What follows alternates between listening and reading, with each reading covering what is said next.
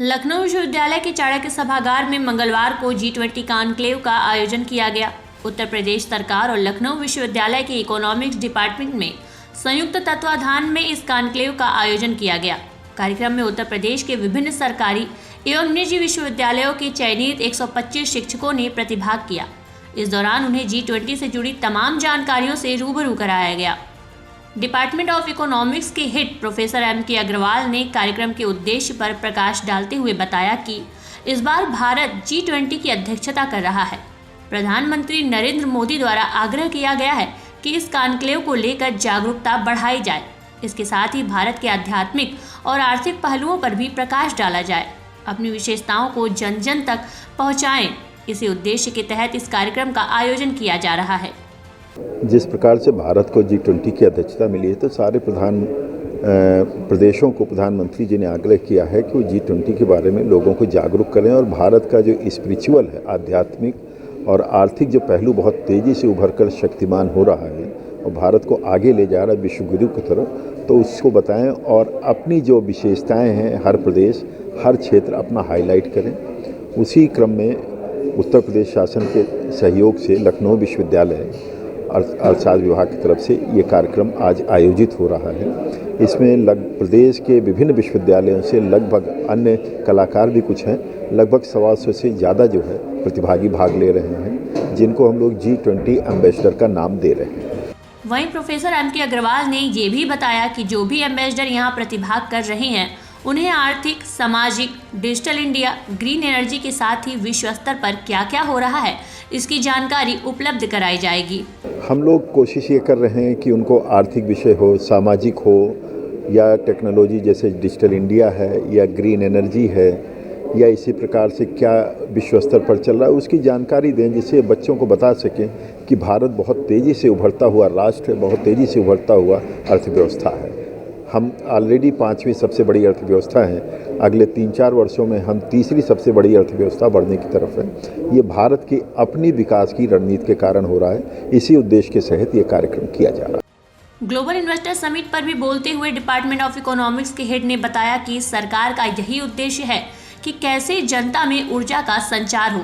सरकार के इन तमाम आयोजनों से ये साफ है कि आने वाले समय में यूपी तेजी से बढ़ती हुई अर्थव्यवस्था के रूप में स्थापित हो। यही उद्देश्य है कि लोगों में जन जागरण हो, उनमें ऊर्जा का संचार हो, ज़्यादा से ज़्यादा आर्थिक क्रियाकलापों में अपना सहयोग करें, अपनी आय बढ़ाएं, राष्ट्र की आय बढ़ाएं और उत्तर प्रदेश को एक तेजी से बढ़ती हुई अर्थव्यवस्था के रूप में स्थापित करें। डिपार्टमेंट ऑफ बिजनेस एडमिनिस्ट्रेशन की हेड प्रोफेसर संगीता साहू ने कहा कि यह आयोजन इसलिए कराया गया है कि जिससे हम टीचर्स को ट्रेनिंग दे सकें। ट्रेनिंग के बाद ही यही टीचर्स स्टूडेंट को G20 से जुड़ी जानकारियां मुहैया कराएंगे। स्टूडेंट्स के माध्यम से ये जानकारी समाज में भी पहुंचेगी।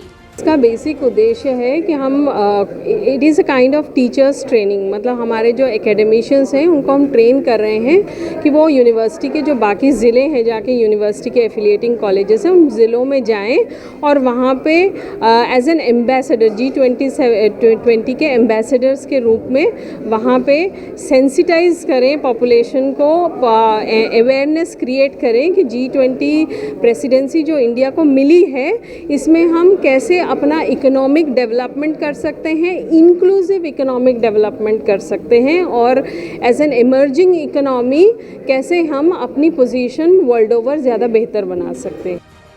वहीं G20 को लेकर प्रोफेसर संगीता साहू ने कहा कि यह सिर्फ यूपी के लिए नहीं, पूरे देश के लिए बहुत ही महत्वपूर्ण आयोजन है। सरकार की योजनाओं और उनकी क्या सोच है, जब तक ये सामान्य व्यक्तियों तक नहीं पहुँचेगी तब तक जो गैप है वो पूरा नहीं होगा।